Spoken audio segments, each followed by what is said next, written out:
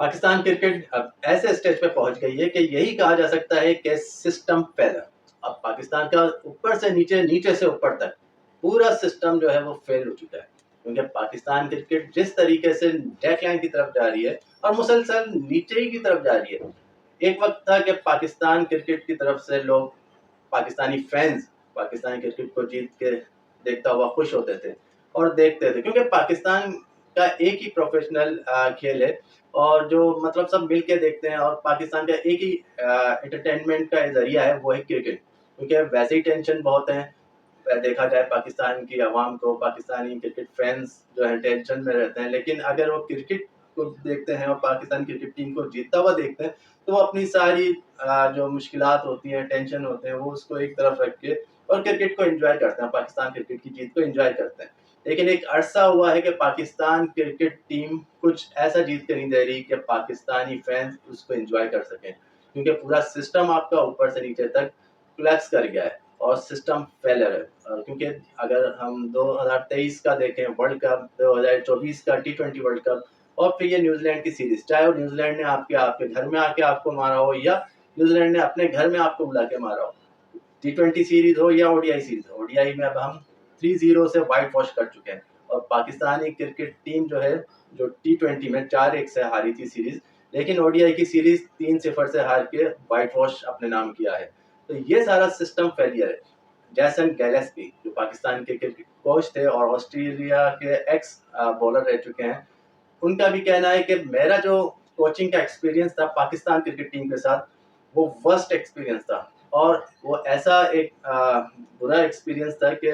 जैसन गिलेस्पी जैसा कोच वो कहने पे मजबूर हुआ है कि आइंदा मैं कोचिंग भी नहीं करूंगा। इस तरीके का मेरा पाकिस्तान क्रिकेट टीम के साथ एक्सपीरियंस था। और यही हाल गैरी किंगस्टन का था, क्योंकि ये सारा सिस्टम की वजह से जो है, ये सब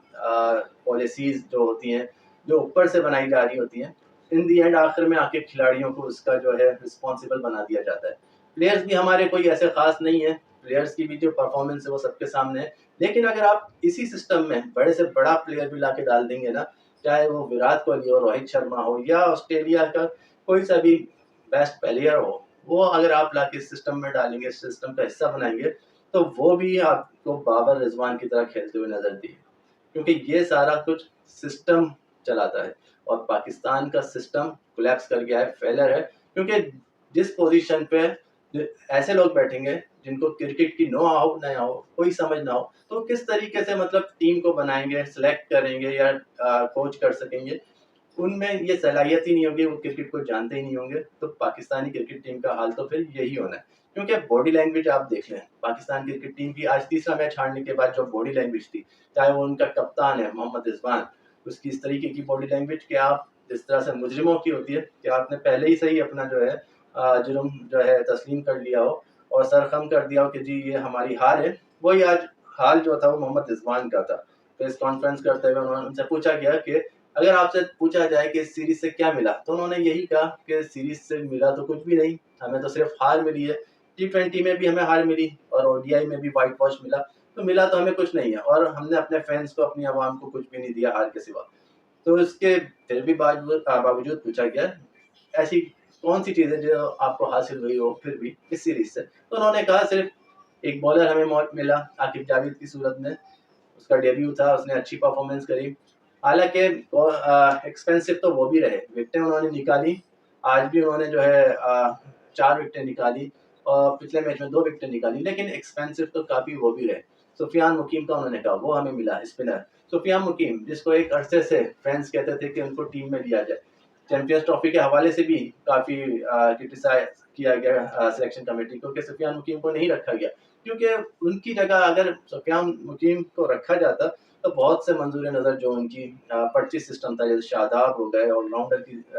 सूरत में वो पाकिस्तान टीम में बार बार आते हैं, और किसी भी ना वो बैटिंग ऑलराउंडर लगते हैं ना बॉलिंग ऑलराउंडर, लेकिन उनको बार बार सेलेक्ट किया जाता है। इसी तरह और भी प्लेयर्स थे जिनको सुफियान मुकीम के होते जिनको लिया जाना मुश्किल हो जाता, तो यही वजह थी सुफियान मुकीम को अब तक लिया नहीं था, लेकिन उन्होंने आके परफॉर्म किया। उन्होंने बताया इकोनॉमिकल भी रहे, विकेटें भी नहीं, तो बेहतरीन स्पिनर के तौर पर सामने आए। तीसरी बात उन्होंने कही बाबर आजम का बैट अब जो है वो रन उगलने लगा है, लेकिन फायदा कुछ नहीं है, क्योंकि जो आज बाबर आजम ने 50 रन करे, 50 करी, लेकिन वो यूजलेस रही क्योंकि उस 50 की बदौलत पाकिस्तान मैच नहीं जीत पाया। ना बाबर आजम के जो 78 रन थे, 78 रन 83 बॉलों पे, वो भी किसी काम ना आए, ना बाबर आजम की 50 काम आई, क्योंकि जो बाबर आजम जिस तरीके से 50 करी, इतनी बॉलों पे उनको 70-75 रन कर लेने चाहिए थे। और यही जो प्रेशर होता है वो नीचे टेल एंडर आने वाले बैट्समैनों के लिए मुश्किल साबित होता है, क्योंकि हमारे टेल एंडर कुछ ऐसे खास नहीं है कि नीचे आके कुछ रन करें। देखा बाबर और सलमान अली के आउट होने के बाद तैयब ताहिर एक अकेले रह गए थे, बाकी जितने भी टेल एंडर है वो लाइन से एक एक दो दो रन बनाने के बाद आउट हुए। नसीम शाह ने वही कोशिश करी जो 50 करी थी उन्होंने पिछले मैच में, कि इस मैच में भी कुछ कर सकें, क्योंकि नसीम शाह ये समझते हैं, ये जानते हैं कि बॉलिंग से तो कुछ कर नहीं पा रहे, तो बैटिंग से कुछ काम चल जाए,